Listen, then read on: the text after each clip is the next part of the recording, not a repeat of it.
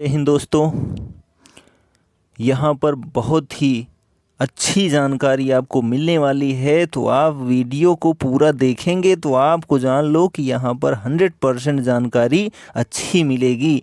तो यहाँ पर हम आपको सभी महत्वपूर्ण निबंध बताने वाले हैं, वो भी हमने इसको चूज किया है जो निबंध हैं, और कंफर्म है कि इसमें से एक दो निबंध ज़रूर आएगा। तो आप इस वीडियो को पूरा देखेंगे तो समझ जाएंगे कि हाँ सच में यहाँ से हमारा निबंध आएगा। और ये जो वीडियो बना है ये क्लास 10th के लिए और क्लास 12th के लिए दोनों के लिए महत्वपूर्ण है। वो किसी भी सब्जेक्ट से या किसी भी बोर्ड से पढ़ रहे हो, अगर उनमें निबंध आता है तो उनके लिए ये बहुत ही इम्पॉर्टेंट है, क्योंकि यहाँ पर हमने सभी निबंध जो हैं महत्वपूर्ण निबंध बताए हैं, उनकी रूपरेखा तैयार करके आपको बताया है, जिससे आपको किसी प्रकार के ढूंढने की आवश्यकता न पड़े। आप आसानी से अपने शब्दों में निबंध पूर्ण कर सकते हैं और अच्छा नंबर प्राप्त कर सकते हैं। तो ये कक्षा 10 और कक्षा 12 वालों के लिए है, क्योंकि इनकी परीक्षा जो है वो 24 तारीख से शुरू है। तो इसलिए हमको ये वीडियो बनाना पड़ा कि बहुत सारे बच्चों की समस्याएं होती हैं। तो यहाँ पर जो परीक्षा वर्ष अगर हम बात करें तो 2021-22 और 22-23 सभी के लिए महत्वपूर्ण है, क्योंकि यहाँ पर जो टॉपिक हमने चूज किया है वो ऐसे है ही। तो चलिए हम वीडियो को शुरू करते हैं। तो आगे बढ़ते हैं। यहाँ पर पहले नंबर पर हमने रखा है कि भारत में बेरोजगारी की समस्या। तो भारत में बेरोजगारी की समस्या जो है वो बहुत बड़ी हो चुकी है। आज के दौर में अधिकतर युवा बेरोजगार हैं, ठीक है। तो यहाँ पर इसको हमने पहले नंबर पे रखा है। ज़रूरी नहीं है पहले नंबर पर ही है तो ये आ जाएगा, लेकिन मैंने जितना टॉपिक चूज किया है कंफर्म है कि उसमें से आएगा ही आएगा।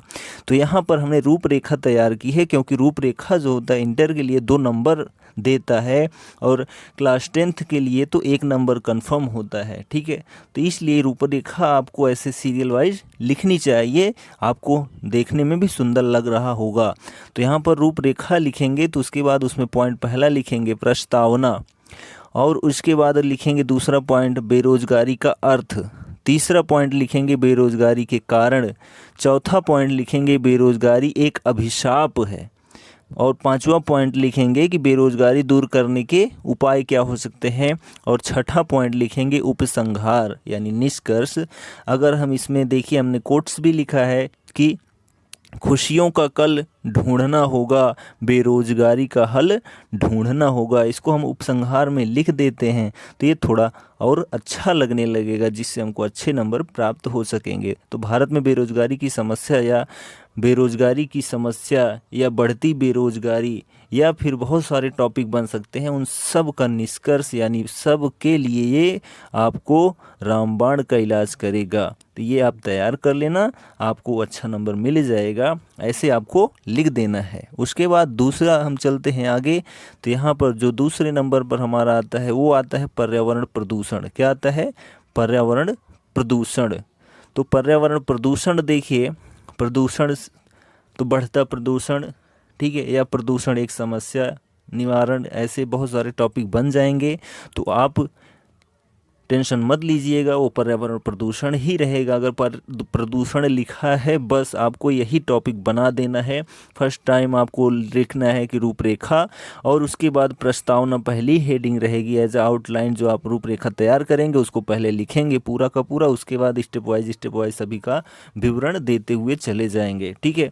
तो प्रस्तावना में हम लिख देंगे जो भी हम लिखे रहेंगे, उसके बाद प्रदूषण हटाओ पर्यावरण बचाओ, ठीक।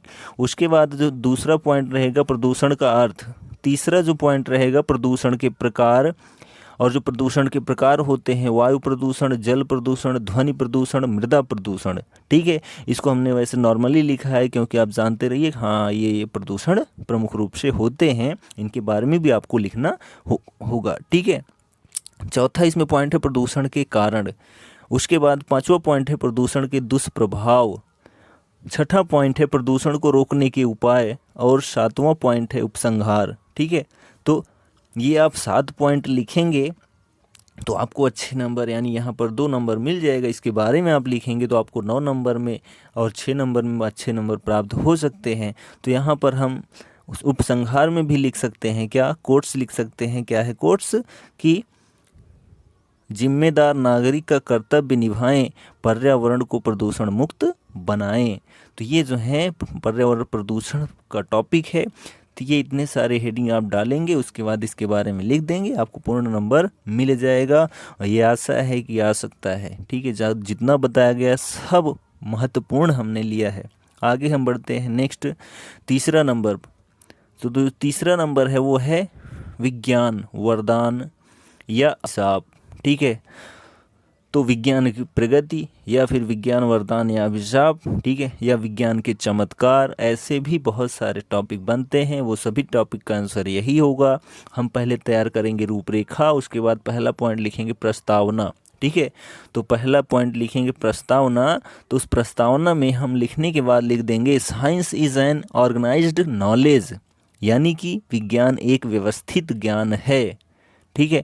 इसको लिख देंगे, बहुत सुंदर लगेगा। उसके बाद दूसरा पॉइंट लिखेंगे विज्ञान वरदान के रूप में। तो वरदान के रूप में ये हेडिंग डालने के बाद इसके बारे में भी लिखेंगे हम क्या, परिवहन के क्षेत्र में, संचार के क्षेत्र में, चिकित्सा के क्षेत्र में, कृषि के क्षेत्र में, उद्योग धंधों के क्षेत्र में, दैनिक जीवन के क्षेत्र में, मनोरंजन के क्षेत्र में। बहुत सारे क्षेत्र ऐसे हैं जहाँ पर विज्ञान वरदान के रूप में काम कर रहा है। तो ये सभी हेडिंग डाल के हम लिखेंगे, ठीक। ये नॉर्मली हमने ऐसा शो कर दिया आपके लिए, आप जानते रहिए, क्योंकि परिवहन के क्षेत्र में हेडिंग डालने के बाद इसके बारे में भी लिखेंगे, संचार के क्षेत्र में लिखकर इसके बारे में लिखेंगे तो आपका निबंध बड़ा होगा, ठीक। उसके बाद तीसरा इसमें हम हेडिंग डालेंगे विज्ञान एक अभिशाप के रूप में। तो विज्ञान एक अभिशाप के रूप में इसके बारे में डिटेल्स में लिख देंगे, कोई दिक्कत नहीं है। और उसके बाद जो है चौथा पॉइंट है इसमें विज्ञान वरदान या अभिशाप क्वेश्चन मार्क, ठीक है। तो जो विज्ञान है, वरदान है या अभिशाप है, इसके बारे में हाँ या ना में जवाब देना है। इस वजह से ये टॉपिक बना। और उसके बाद पांचवा टॉपिक रहेगा उपसंहार, हम लोगों को निष्कर्ष दे देना है, ठीक है। तो ये जो है विज्ञान वरदान या अभिशाप है, ठीक। तो चलिए आगे बढ़ते हैं। बहुत ही इम्पोर्टेंट टॉपिक यहाँ पर अटेंड किए गए हैं, तो आप वीडियो पूरा देखिए, आपको अच्छे से समझ में आ जाएगा, आपकी तैयारी पूर्ण हो जाएगी निबंध से लेकर। यहाँ पर चौथा नंबर पर हमने लिखा है कि जनसंख्या वृद्धि या बढ़ती जनसंख्या या जनसंख्या वृद्धि एक अभिशाप, ठीक है। बहुत सारे टॉपिक बन सकते हैं। तो ये जनसंख्या वृद्धि बहुत इम्पोर्टेंट है। इसकी रूपरेखा की बात करें तो रूपरेखा आपको पहले टाइम लिखना ही होता है। तो पहले लिखेंगे हम प्रस्तावना। तो प्रस्तावना में ही हम लिखेंगे क्या कि जनसंख्या पर रोक लगाओ और विकास की रफ्तार बढ़ाओ, ठीक है। ये लिख देंगे, बहुत सुंदर लगेगा। और ब्लैक पेन से जो है आपको डबल इन्वर्टेड कॉमा में क्लोज कर देना है। उसके बाद दूसरा इसमें पॉइंट लिखेंगे जनसंख्या वृद्धि के कारण, यानी जनसंख्या में वृद्धि क्यों हो रही है, किस कारण, वो कारण आपको बताने हैं। तो कारण वही हैं अशिक्षा, बेरोजगारी, बहुत सारे कारण हैं, ठीक है। तीसरा इसमें पॉइंट्स है जनसंख्या वृद्धि से उत्पन्न समस्याएं। तो जनसंख्या वृद्धि से उत्पन्न समस्याएं, बहुत सारी समस्याएं उत्पन्न होती हैं, उसके बारे में आपको वर्णन करना है डिटेल्स में। उसके बाद जो है चौथा पॉइंट्स है जनसंख्या वृद्धि की नियंत्रित करने के उपाय। तो जनसंख्या वृद्धि को नियंत्रित करने के क्या उपाय हो सकते हैं, जैसे शिक्षा में सुधार, ठीक है, और जनसंख्या नियंत्रण, ठीक है, और स्वास्थ्य शिक्षा में सुधार, बहुत सारी चीज़ें हैं, ठीक है। उनमें अगर सुधार किया जाए तो जनसंख्या को नियंत्रित किया जा सकता है। और इसमें पांचवा पॉइंट है उपसंहार। उपसंहार में हम लिखेंगे क्या कि हम जो भी लिखेंगे उसके बाद लिख देंगे हम लास्ट में जन जन में फैलाएं एक विचार छोटा परिवार सुखी परिवार। ये लिखकर हम जो है अपने निबंध को क्लोज कर सकते हैं। जनसंख्या वृद्धि बहुत ही इम्पोर्टेंट है। आगे हम बढ़ते हैं। नेक्स्ट निबंध जो हमारा बनता है वो आतंकवाद बनता है, ठीक है। आतंकवाद सदैव हर एक देश के लिए एक बहुत बड़ी समस्या होता है, क्योंकि अभी कोई भी देश इससे छुटकारा नहीं पाया है, इस वजह से ये बड़ी समस्या है ही, ठीक है। तो इसमें क्या टॉपिक बनता है, तो रूपरेखा तैयार करेंगे। तो पहला पॉइंट लिखेंगे प्रस्तावना, और उस प्रस्तावना में लिखने के बाद हम क्या करेंगे, हर व्यक्ति ने ठाना है आतंकवाद मिटाना है। हर व्यक्ति ने ठाना है आतंकवाद मिटाना है, ठीक है। और उसके बाद दूसरा पॉइंट है इसमें आतंकवाद से तात्पर्य, यानी आतंकवाद क्या होता है, ठीक। और उसके बाद तीसरा है आतंकवाद के कारण, यानी आतंकवाद जो है किन कारणों से फैलता है। और उसके बाद चौथा है इसमें आतंकवाद के प्रकार। तो आतंकवाद के प्रकार में हम 2 प्रकार लिख देंगे, बेटर है राजनीतिक आतंकवाद, आपराधिक आतंकवाद, और इसमें एक तीसरा हमने लिख दिया ऋणात्मक आतंकवाद। ठीक है, तो इसमें आप राजनीतिक और आपराधिक लिखेंगे और ज़्यादा नहीं लिखेंगे तब भी बेटर है। ठीक है, तो राजनीतिक में क्या होता है, राजनीति के लिए जब कोई आतंकवाद किया जाता है। ठीक। आपराधिक में क्या होता है, जब किसी को क्षति होती है, नुकसान, यानी उसका परिणाम बड़ा बुरा होता है तो वहाँ आपराधिक होता है। ऋणात्मक में क्या होता है, जब किसी को नुकसान पहुँचता है। ठीक है, वो किसी भी मामले में वहाँ ऋणात्मक आतंकवाद होता है। ठीक। तो यहाँ पर जो 5वां है आतंकवाद के दुष्परिणाम, यानी आतंकवाद से क्या क्या परिणाम निकल के आते हैं। 6ठा पॉइंट है आतंकी समस्या का समाधान क्या हो सकता है। ठीक है, बेरोजगारी, शिक्षा, बहुत सारी चीज़ें हैं जो नहीं होने पर आतंकवाद ही बढ़ता है। उसके बाद है 7वां पॉइंट्स उपसंहार। तो उपसंहार में हम लिखेंगे क्या, लास्ट में, खत्म करो जातिवाद के नाम पर झगड़ा, आतंकवाद है देश के लिए सबसे बड़ा खतरा। तो ये हम लिख देंगे, बहुत सुंदर लग जाएगा हमारा आतंकवाद पर निबंध। अब चाहे भारत पर आतंकवाद हो या किसी भी देश पर आतंकवाद हो या आतंकवाद ही हो। ठीक है, तो ये सारे टॉपिक्स जो हैं इसी पर डिपेंड करते हैं। आगे हम बढ़ते हैं, नेक्स्ट पॉइंट हमारा 5 हो गया। 6ठा देखिए, तो जो 6ठा हमारा है कोरोना वायरस। कौन सा है, कोरोना वायरस। तो ये हम कंफर्म नहीं कह सकते हैं कि आएगा, लेकिन आशा की जा सकती है कि ये आ सकता है। ठीक है, इसके पहले वाले पेपर में नहीं आया था जो 2021 वाला एग्ज़ाम हुआ था। ठीक है, तो यहाँ पर रूपरेखा तैयार करेंगे। इसमें हम लिखेंगे पहला प्रस्तावना। ठीक, तो प्रस्तावना में ही लिखेंगे क्या कि नहीं किसी से हाथ मिलाएं, नमस्ते करके काम चलाएं, कोरोना को दूर भगाएं। ठीक है, तो ये प्रस्तावना में लिख देंगे, लास्ट में बहुत सुंदर लगेगा। दूसरा पॉइंट लिखेंगे कोरोना वायरस कैसे बढ़ता है। तीसरा लिखेंगे कोरोना वायरस के लक्षण क्या हैं। चौथा लिखेंगे कोरोना वायरस से बचने के उपाय क्या हैं। 5वां लिखेंगे कोरोना वैक्सीन की खोज। 6ठा पॉइंट्स लिखेंगे लॉकडाउन की पहल या लॉकडाउन का महत्व। और 7वां पॉइंट्स लिखेंगे उपसंहार। तो उपसंहार में लिखेंगे हम लोग 2 गज की दूरी का रखो ध्यान, यही है कोरोना का समाधान। ठीक है, तो ये जो है कोरोना वायरस से संबंधित ये टॉपिक्स हैं, इसको आप क्लियर कर सकते हैं। कोरोना वायरस एक महामारी बीमारी। ठीक है, कोरोना एक वायरस के रूप में, कोरोना, बहुत सारे टॉपिक बनेंगे, उसको आप जो है आसानी से लिख पाएंगे इसी टॉपिक के थ्रू। ठीक है, जो रूपरेखा तैयार की गई है। आगे हम बढ़ते हैं, नेक्स्ट पॉइंट 7वां पॉइंट, ये भी बहुत इम्पोर्टेंट है। तो वनों का महत्व। तो जो वनों का महत्व है, इस पर हमने शायद वीडियो बनाया था निबंध कैसे लिखें में, तो वनों का महत्व के बारे में हम चर्चा की थी, लेकिन अब इसमें थ्रू आ गया तो इसको भी अटेंड करना पड़ा। तो यहाँ पर रूपरेखा हम तैयार करेंगे, तो रूपरेखा में लिखेंगे प्रस्तावना। तो प्रस्तावना में ही हम लिख देंगे लास्ट में, वन होंगे हरियाली होगी, तभी पृथ्वी पर खुशहाली होगी। ठीक है, बहुत सुंदर लगेगा। दूसरा पॉइंट लिखेंगे वनों से प्रत्यक्ष लाभ। तो वनों से प्रत्यक्ष लाभ में क्या आता है, लकड़ी की प्राप्ति होती है, कच्चे माल की प्राप्ति होती है, लघु उद्योगों की स्थापना होती है, जड़ी बूटियों की प्राप्ति होती है, आदि आदि। ठीक है, बहुत सारे और टॉपिक होते हैं। ठीक, तो आप इतना भी लिखते हैं, इसके बारे में लिखेंगे आप, तो आपका बड़ा निबंध चला जाएगा, आपको और ज़्यादा लिखने की आवश्यकता भी नहीं है। ठीक है, अन्य के रूप में। ठीक है, उसमें आप ऐड कर सकते हैं जो भी आपको और जानकारी हो। और उसके बाद तीसरा पॉइंट इसमें लिखेंगे वनों से अप्रत्यक्ष लाभ। तो वनों से अप्रत्यक्ष लाभ जो है मेन हेडिंग रहेगी। उसके बाद इसके अंतर्गत बहुत सारी हेडिंग आएंगी, जैसे जलवायु पर नियंत्रण, पर्यावरण संतुलन, वर्षा में सहायक, भूमि कटाव रोकने में सहायक, बाढ़ नियंत्रण में सहायक।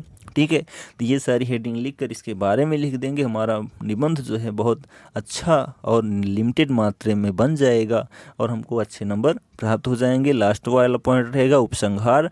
उपसंहार में हम लिखेंगे क्या कि वृक्ष धरा का आभूषण दूर करता है प्रदूषण। ठीक है, तो ये जो है वनों का महत्व से है।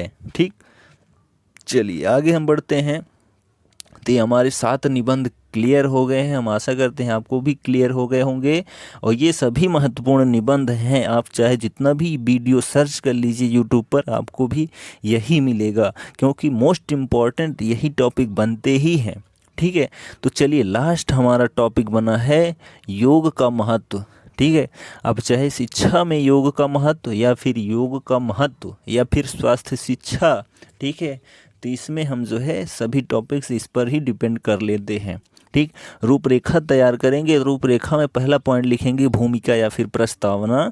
ठीक, तो उसमें हम लिखेंगे सब रोगों का एक ही समाधान, योगा करो सुबह और शाम।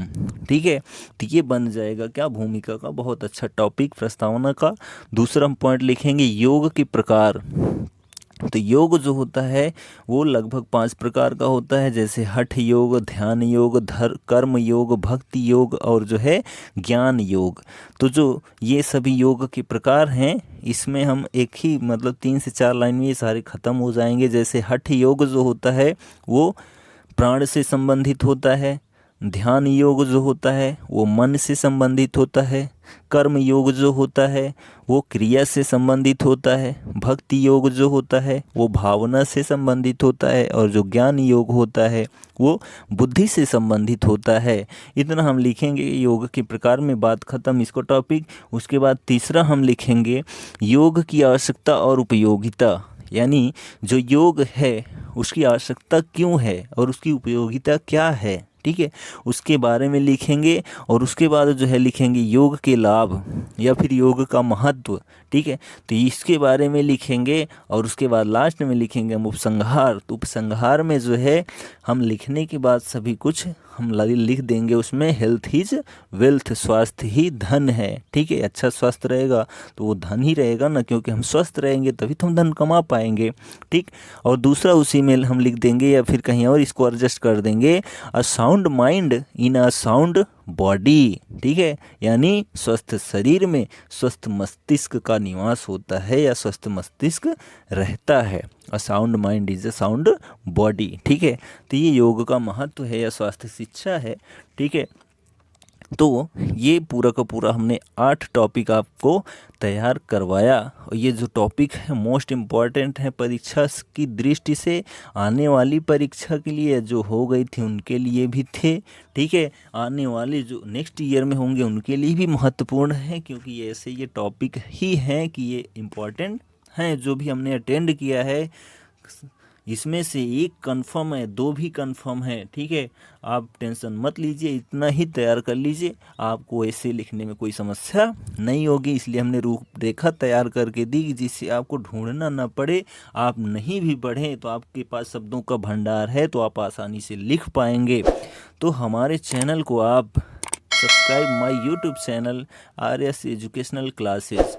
तो आप मेरे चैनल को अगर सब्सक्राइब कर लेते हैं और अपने दोस्तों में शेयर कर देते हैं, दोस्तों से भी सब्सक्राइब करवा लेते हैं, तो जान लीजिए बेटर है आपके लिए और आपके दोस्तों के लिए भी। तो हम मिलेंगे एक अच्छा टॉपिक लेकर नेक्स्ट वीडियो में। तब तक लिए हमें इजाज़त दीजिए। अगर वीडियो आपको पसंद आया हो तो लाइक करके ज़रूर जाइएगा, और अगर आपको कोई समस्या हो तो कमेंट ज़रूर करिएगा, हम उसका समाधान करने की कोशिश ज़रूर करेंगे। तब तक लिए जय हिंद।